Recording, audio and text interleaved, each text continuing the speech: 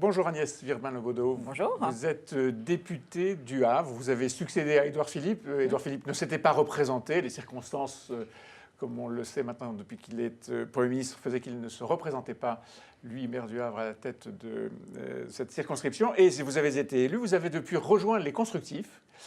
Vous avez quitté LR, dites-vous, la mort dans l'âme. Pourquoi? À cause de Laurent Wauquiez? Oui, parce que moi je suis... Clairement, c'est lui. Très clairement. Ouais. Très clairement, le positionnement et le chemin que prenait le parti Les LR ne me convenait pas.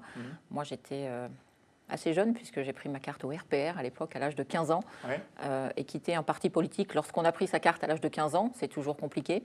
Mais le RPR, lorsque vous aviez 15 ans, il n'y a pas très longtemps bien sûr, si. c'était très différent par exemple, des positions sur l'Europe que les Républicains cherchent aujourd'hui? C'est surtout la frontière avec le Front National qui est pour moi très gênante dans la position de Laurent Wauquiez. Ça, c'est pour moi quelque chose d'inacceptable et de pas envisageable. Et puis cette espèce d'exclusion dans laquelle s'est mis le Parti Les Républicains, en excluant d'abord des membres de notre famille politique parce qu'ils avaient fait un choix différent de rejoindre le gouvernement. Et puis, c'était très illogique, ça? D'exclure. De dire à quelqu'un qui est dans sa famille politique, puisque vous allez travailler avec un gouvernement face auquel on est en opposition, vous n'êtes plus dans notre famille. Moi, je pense que nous avions une opportunité assez extraordinaire de dire nous avons perdu l'élection présidentielle de façon assez lamentable, puisque notre candidat n'était même pas au deuxième tour. Nous avons perdu, mais grâce à certains d'entre nous, nous sommes quand même présents au gouvernement et on va enfin montrer aux Français que nous sommes capables de faire de la politique un peu différemment. Je crois que c'est ce que les Français attendent et c'est ce que les constructifs font à l'Assemblée nationale. Vous êtes proche d'Édouard Philippe, j'allais dire géographiquement, et aussi par les idées. Vous avez été soutenu il y a encore quelques jours par Alain Juppé, qui est venu dans votre circonscription. Petit problème, Édouard Philippe dit « je fais du Macron, pas du Juppé », et vous faites du Macron ou du Juppé? Moi, je fais du Agnès Firmin, c'est-à-dire que quand je pense que les lois et les réformes qui sont proposées doivent être votées, je le fais. Quand je pense qu'elles ne le doivent pas, parce que je pense qu'elles ne vont pas dans le sens de l'intérêt général ou qu'elles ne correspondent pas à ce que je souhaite pouvoir développer, je ne vote pas. Par exemple le meilleur exemple, c'est l'augmentation de la CSG. J'ai fait campagne contre l'augmentation de la CSG. Je pensais que cette mesure n'était pas la meilleure. Notre groupe politique a porté une augmentation de la TVA, notamment sur les produits d'importation. Donc j'ai voté contre l'augmentation de la CSG. Mais vous avez voté pour le reste, pour le budget, pour la loi sur l'asile et l'immigration, pour tous les autres projets de loi. Accessoirement, et c'est reconnu par l'ensemble d'ailleurs de nos concitoyens aussi. La politique qui est menée, c'est une politique sur laquelle nous avons fait campagne. La suppression des contrats aidés était proposée par François Fillon de façon bien plus importante. La suppression de l'ISF ou la réforme de l'ISF est quelque chose sur lequel nous avons fait campagne. Nous aurions aimé et nous aurions dû faire, lorsque nous étions aux manettes, la réforme de la SNCF.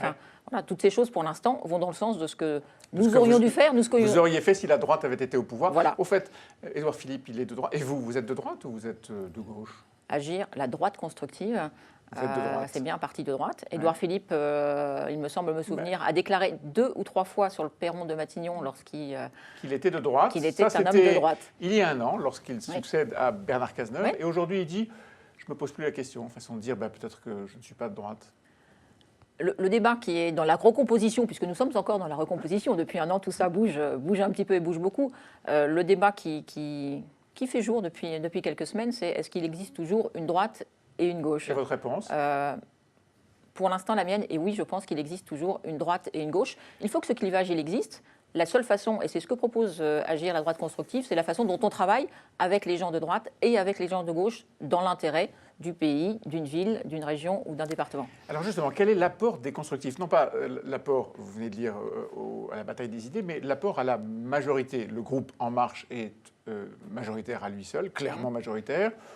Pour l'instant, on n'a pas le sentiment que Agir les constructifs ait eu un traitement particulièrement amène du côté de la République En Marche.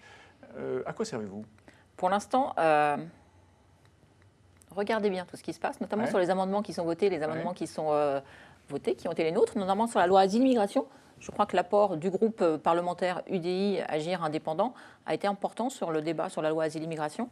Très clairement, quand vous avez le Front National et les Républicains qui disent ce texte ne va pas assez loin, quand de l'autre côté, vous avez France Insoumise et le Parti communiste qui dit ce texte va trop loin. Et une partie de La République En Marche. Et une partie de La République En Marche. Nous étions là, nous, pour penser que ce texte allait dans le bon sens. Nous avons fait des propositions qui ont été, pour certaines, acceptées via quelques amendements.